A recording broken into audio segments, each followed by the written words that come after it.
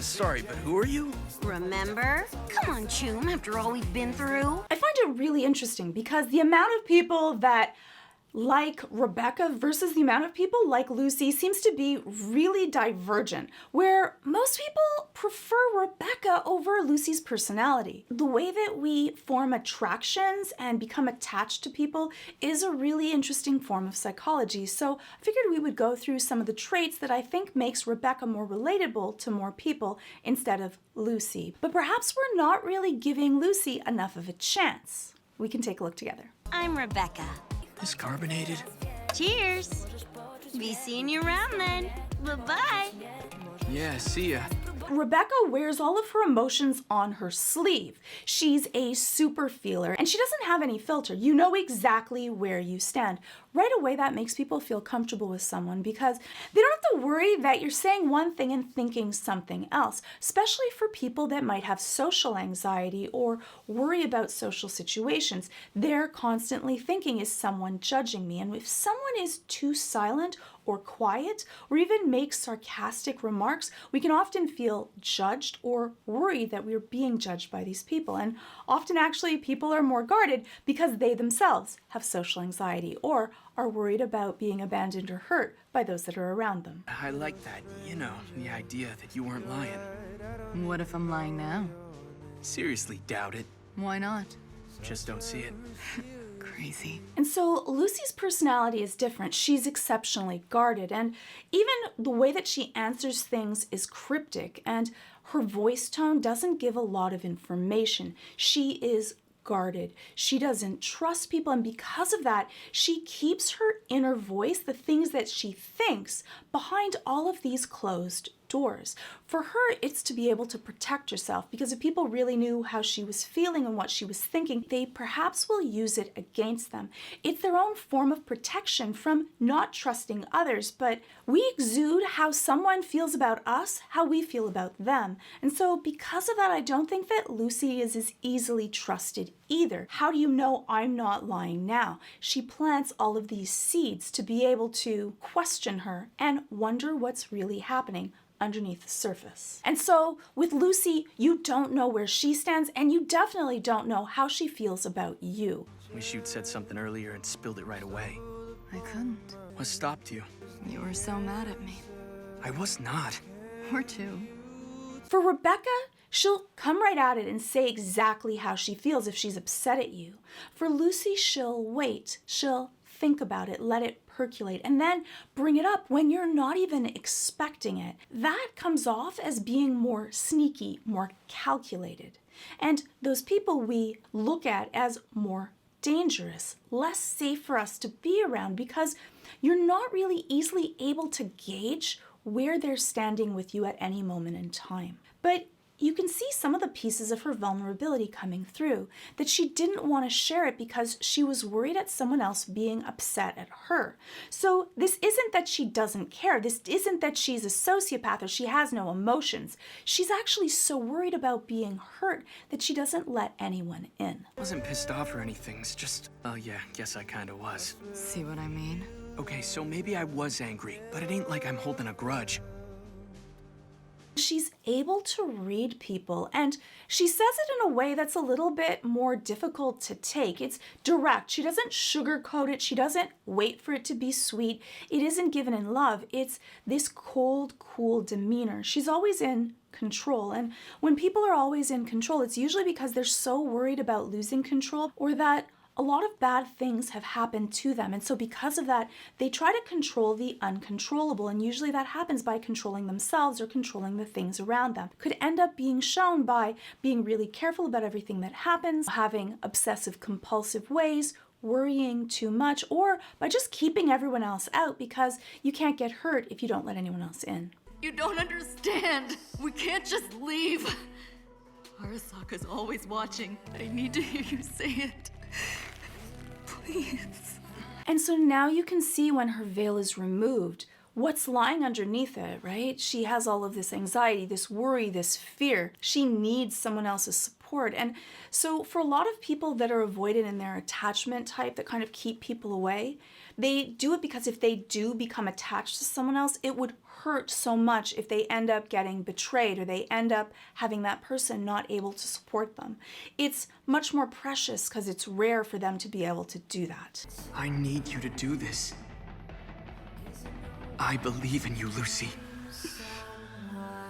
Fine, I'll do it. Someone that is more avoidant also, they actually feel really, it's a really unpleasant experience for them to be able to share deep emotions and vulnerabilities, because probably sometime in their past they've been hurt by that or those have been used against them. And then immediately the next scene, you see all of the defense mechanisms back up. She's calm, cool, and collected. And it's kind of funny because people with this personality type, you will often assume that they're always in control, that nothing ever bothers them. That's where they feel comfortable, but it's all a facade. It's all a lie.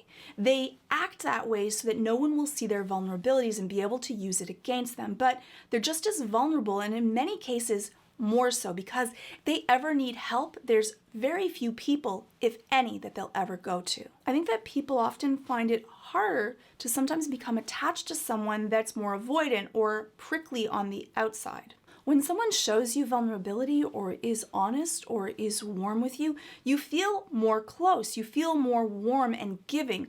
We see that as a sign of trust, and that makes us feel really good. If you want someone to like you, 1, show them that you like them, and 2, ask them for help. They actually will like you more and feel more invested in your journey. If you'd ask someone else for help, that means that you trust them, you look up to them, you respect them, and we like that. And for someone like Lucy, she shows that she doesn't trust you. And so because of that, we don't feel the same amount of open trust towards her.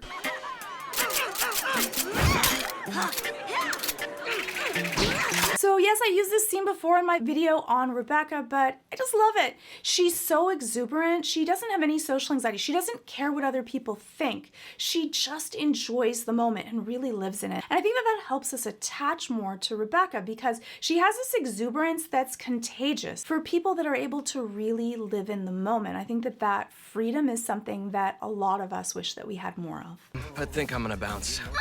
Gotta stop by Doc's. Seriously, again? See ya. Hey! I ain't good at playing just friends! Considered shaking up your approach? She says what she wants directly to you, exactly as she's thinking it. There's no thought process of maybe I shouldn't say this or maybe this is too much. In some cases, that actually works against Rebecca because in real life situations, sometimes we're kind of hunters. We often look at something that's more difficult to get as being more valued. That achievement, just because it's rare or difficult, we want to be able to have it. It's part of human nature. We look towards things that people have worked harder towards as having greater value than things that are not. And so when we talk about dating and the interplay between that, I think that that also is something that's important to be able to look at. And you could say, oh, well, that's kind of manipulative and it's not being honest and direct, but unfortunately also we have human psychology that unconsciously is at work, and our limbic systems in our brains are really 50 to 100,000 years old. And so a lot of these old mechanisms, even though we would rather be just really direct and honest, are still things that you need to take into account. Doesn't mean that you need to be mean or rude or crude to someone either. ABC, always be classy. We're not really sure why we form attachments to certain people versus others.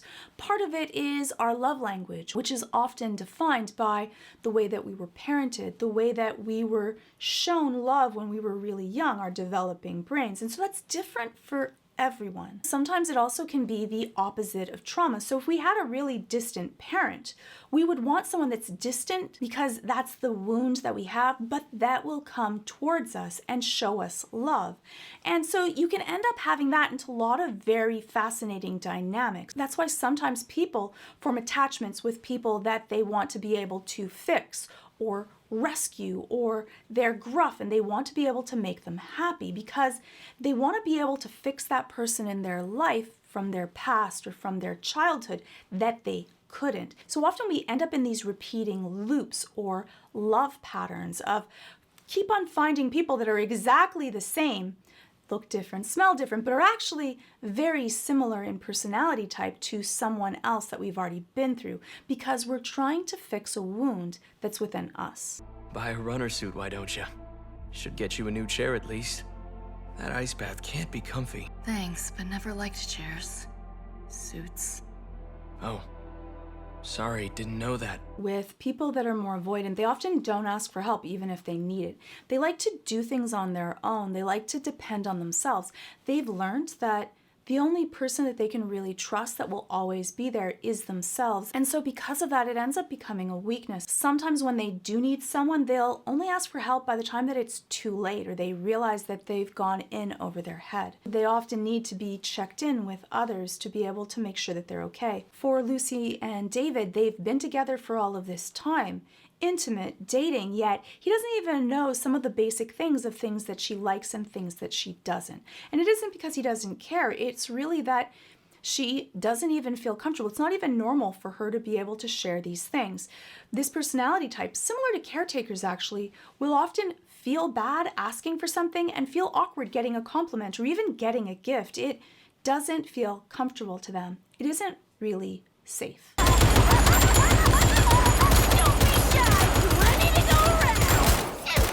Rebecca also always lives in the moment. She's just there and able to enjoy and deal with whatever's coming at hand. But also she's that friend that no matter what you need from them, they'll be there, they'll do it, and you don't even have to question if you need something. For lots of us that are lucky enough to have a Rebecca in our lives, or if you're that Rebecca to someone else, it really is something that's golden because this personality type is really quite rare. For some people, they may be too much for people to handle because often they're kind of in your face and they might say things before they think of things, but also they're the person that will be there no matter what you happen to need.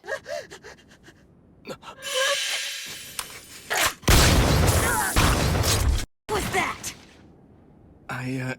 My bad. I think that also one of the reasons that people really attach to Rebecca is that she was always there firsthand next to David. In a lot of ways, it looked like Lucy kind of abandoned David. She wasn't there. She was working also to be able to keep him protected from Arasaka because they were going to come after him. And so she wanted to make sure that he would be safe. Rebecca was first on hand. She was the one that was watching over him. Even when things got tough, she didn't leave. That's the cool thing of being able to have someone that even if they're angry at you, even if they're disappointed at you, they won't leave your side. That's something that for many of us, that feeling of community and building and having a tribe, it's innate to our want. That's the one thing that we want, is that teammate that no matter what happens, they're going to stand by us and be able to fight. Having someone that will be able to stick up for you even if you're wrong in a battle is that feeling that just makes you feel like they're more than just friends. They end up being a true partner to you, to be able to have your back. Like Rebecca would not just be able to help you deal with the body, she'd hide it, bury it, and she'd make sure that you had a really good alibi. Not even a question. She chooses you over the world. But is it healthy? It can often go too far because you get so far involved into a situation that sometimes you don't pull out. And often then you can end up feeling hurt because you've caretaken someone so much and they probably won't return that. People that are caretakers think that they caretake enough that this is going to be received, and that secret wish of every caretaker is to be caretaken themselves. So hopefully if you're a caretaker yourself, watch yourself. You shouldn't be always doing more work than the other person. Don't give more than you're willing to lose. You been doing okay? Meaning? Come on, David. It's nothing. Not your problem, Becca. Like hell it's not. Go light on your chrome for a while? I think that genuine care from Rebecca is also something that pulls us in as the viewer, to be able to have her share really deep, honest, vulnerable emotions without having any fear and being really direct and honest about it. In comparison to Lucy, that you're always kind of held at bay as the viewer and you're not really sure where you stand, I think that helps us form an attachment to one person versus the other. For Rebecca, she wears her heart on her sleeve, she lives in the moment, she's exuberant, confident she will have your back no matter what, and you know exactly where you stand. Whereas with Lucy, because she's been so hurt, she's more distant, she pushes people away, she's kind of cryptic, and she says one thing and sometimes she means something else. But underneath that veil, she's really loving and caring, and this entire time she's trying to do everything she can to protect David, to keep him safe, so she ends up not losing someone else. I think that they both love David in very intense ways, but they showed the way that they love David differently. Rebecca was direct and straightforward. For Lucy, she had all of this control, and so it seemed cold and distant, and she was cryptic, and it was hard for her to share even some of the most basic of things.